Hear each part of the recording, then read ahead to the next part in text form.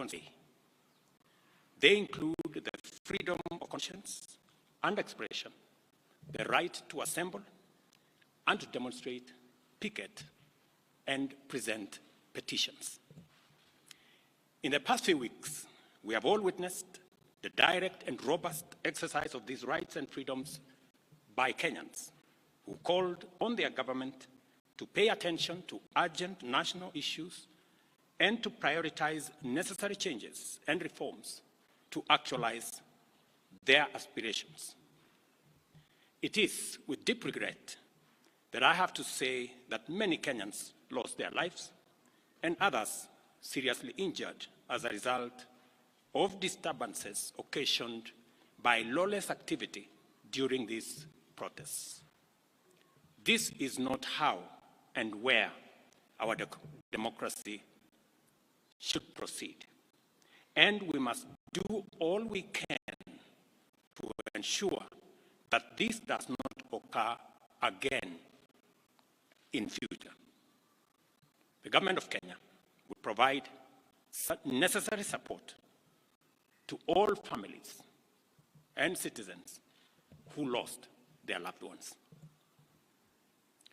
Unfortunately, there has been many instances of excessive, unlawful, dangerous, and harmful conduct during the demonstrations and engagements, as a consequence of which many persons have been arrested and charged in courts with various offenses.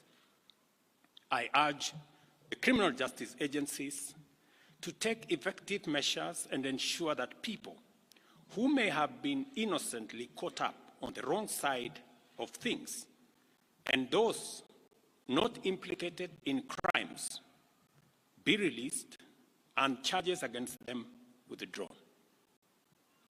This will enable the agencies to focus their resources, efforts, and time in investigating and prosecuting serious criminal elements who took advantage of peaceful demonstrations to advance a dangerous agenda of lawlessness, anarchy, and mayhem. It is important that these suspects are brought to book and that they are prosecuted to the fullest extent of the law.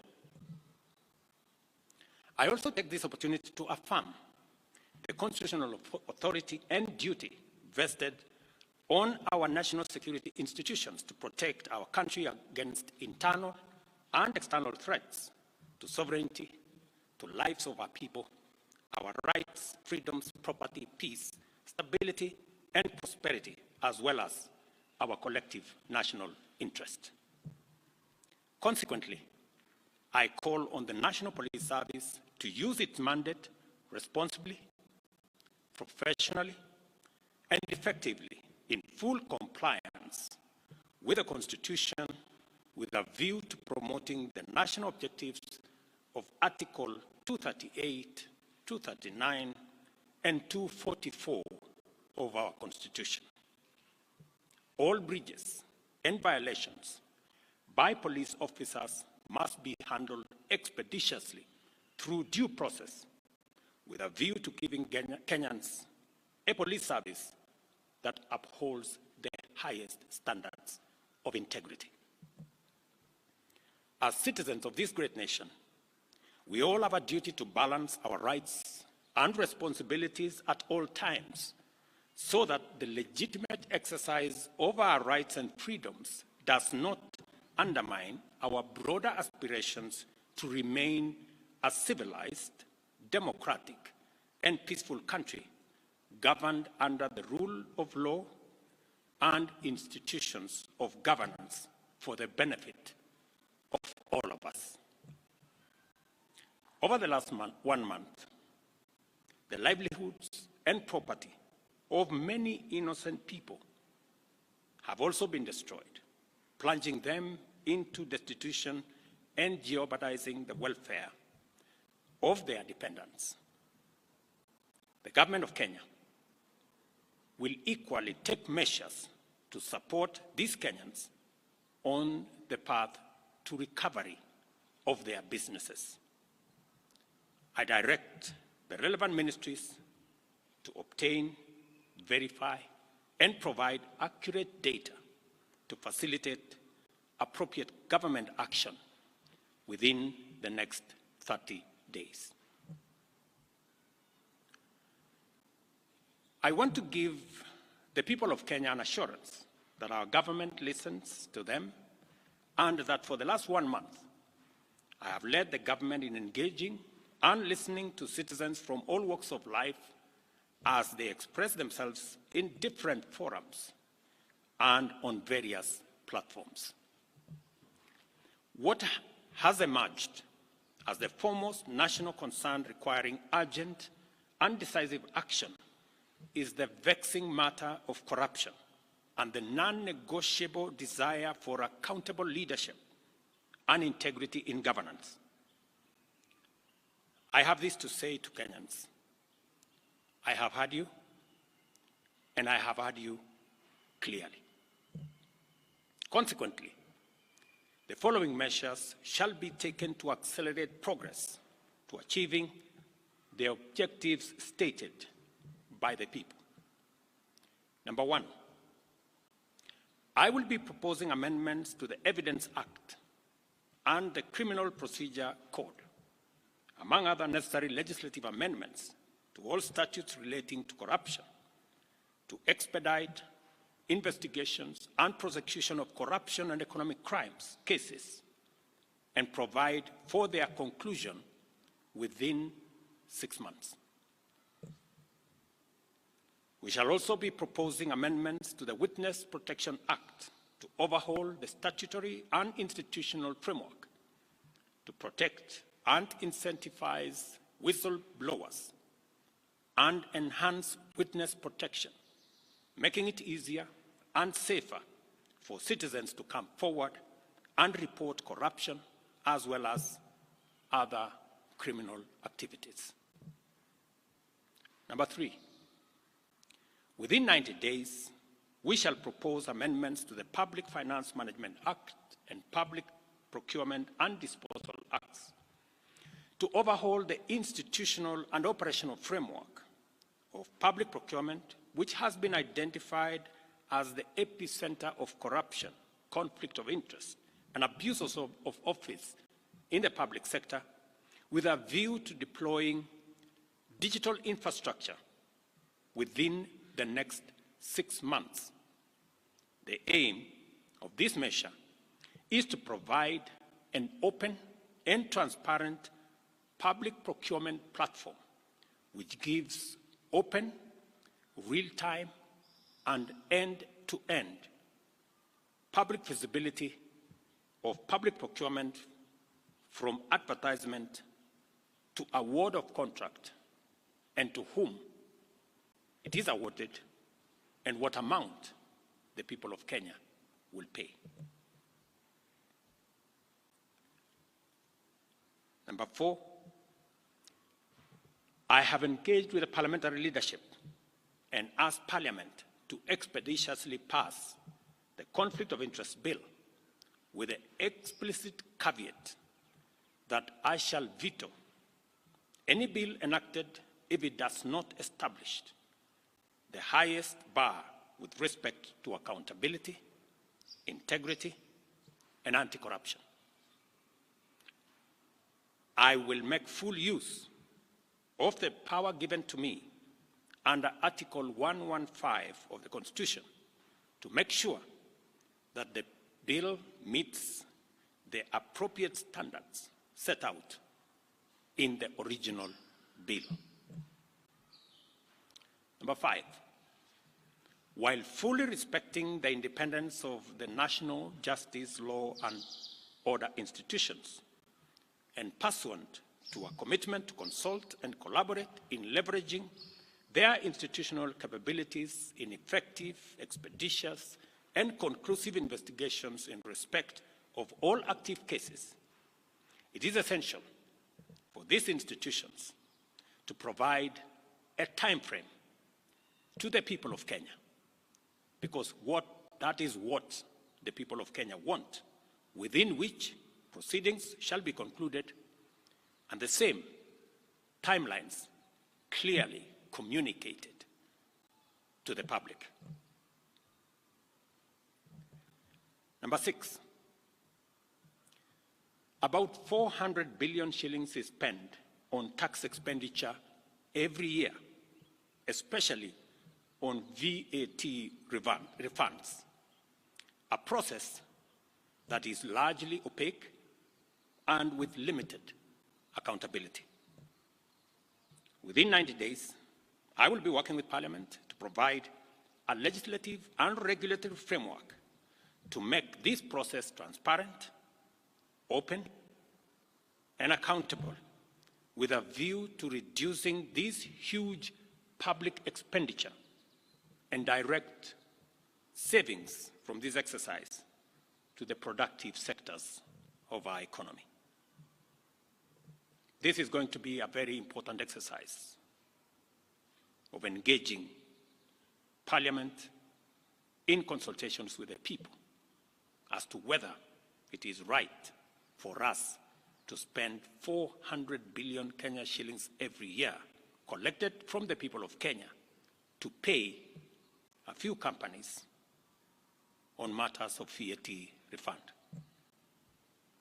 Number 7, the government will also work with Parliament to tighten legislation to reduce and eliminate imports of goods and products already manufactured in Kenya, so as to promote our value addition, our manufacturing, and industrialization program in our quest to create more jobs, create more opportunities, and create wealth in our nation. We must have a national conversation as to whether we want to be a supermarket for products from other countries, or we want to produce products that we already have manufacturing capacity in Kenya.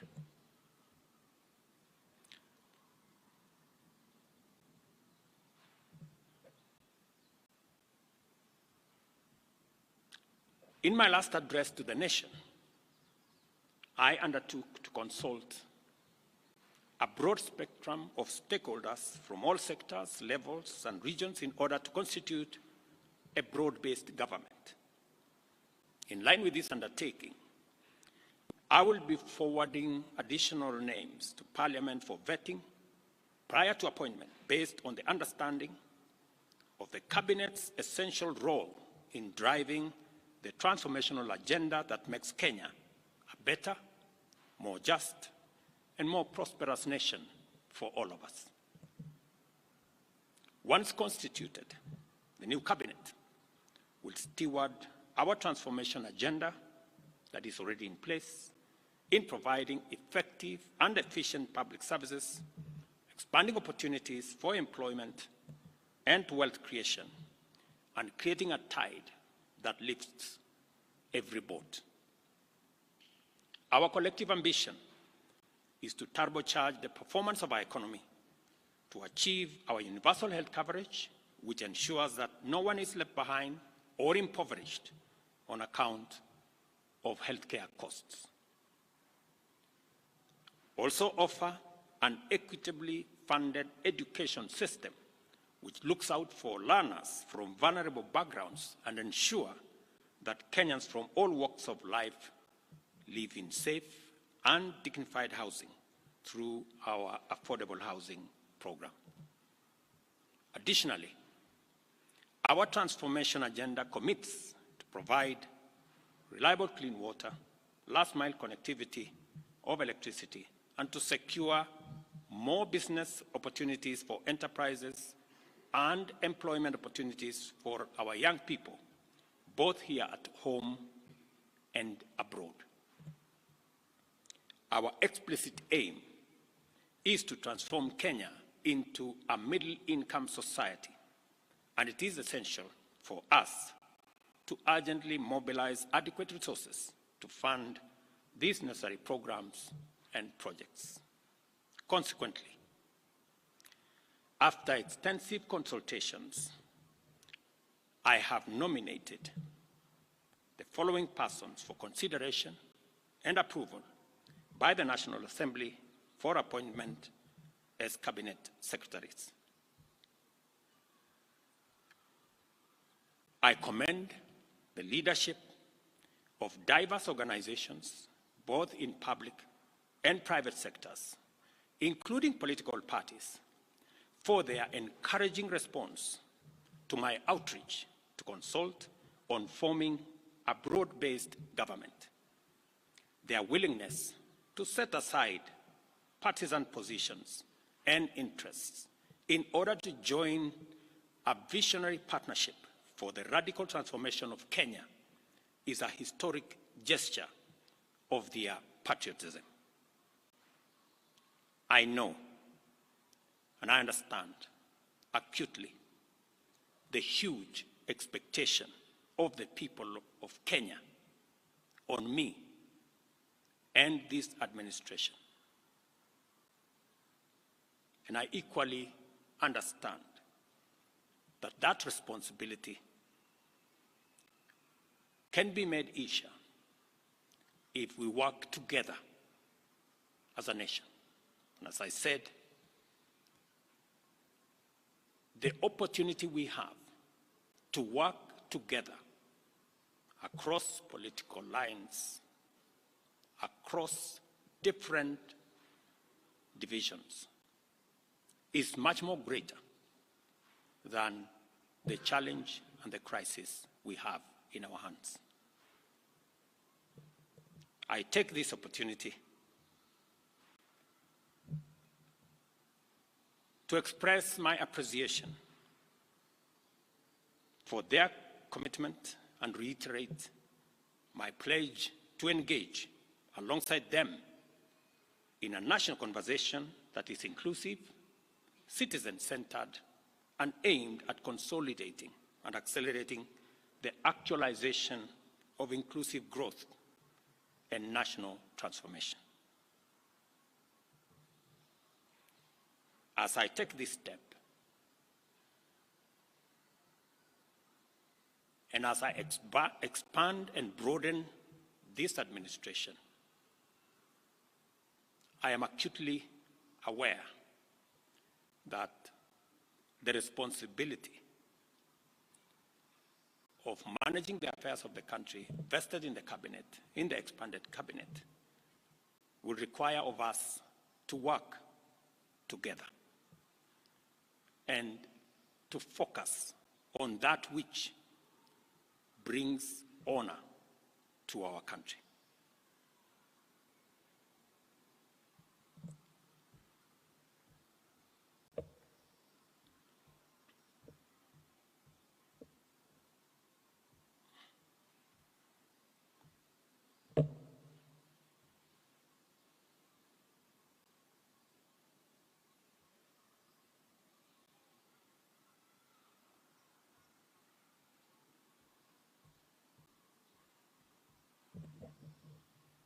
I will shortly give you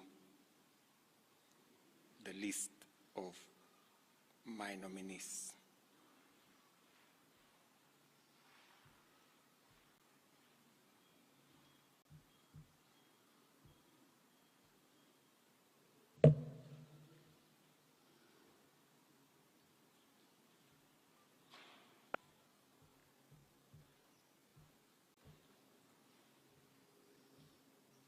Just hold your horses.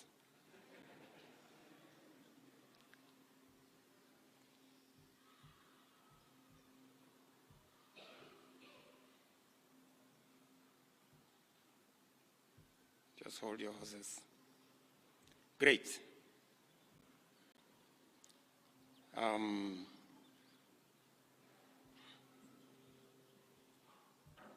Oops. That's the old list again.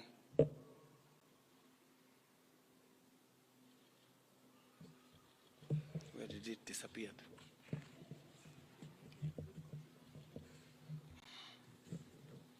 I think this is a problem of making it very confidential and not allowing many people to have a look at it. As you're all aware, The list I sent to the National Assembly, I have since amended so that Roslinda Soipan-Tuya now goes to the Ministry of Defense. The Honorable Aden Bare-Duale moves to Environment, Climate Change, and Forestry. I have now forwarded the name of John Mbadi Ngongo to the Ministry of National Treasury and Economic Planning. Salim Mvuria Mgala, Ministry of Investment, Trade and Industry.